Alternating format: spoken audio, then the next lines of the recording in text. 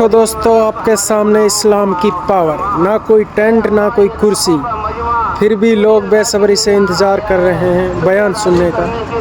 Like करें, share करें। जुल्म से माफी मांग रहा है। ए अल्लाह दर दर की ठोकरें खा ली और सारी जगहों से ना उम्मीद हो गए। ए अल्लाह अपनी जिंदगी को ज़ाय किया, आज हम तौबा करते हैं, हमारी तौबा को कबूल फरमा। ए अल्लाह इस तौबा पर इस्तकामत अता फरमा।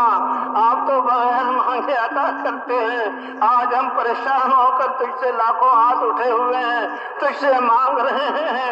ए अल्लाह खाली हाथ न लौटा, तेरे अलावा कोई दर है तो बता, कोई दर नहीं तेरे अलावा। सारी कायनात हमारी दुश्मन, शैतान और नफ्स हमारा दुश्मन, बातिल वाले हमें खत्म करने पर लगे हुए। ए अल्लाह ये नाजुक सी कश्ती है, इसकी हिफाजत फरमा। तेरे नबी की प्यारी उम्मत है, इसकी हिफाजत फरमा। ए अल्लाह हमारे जुल्मों को माफ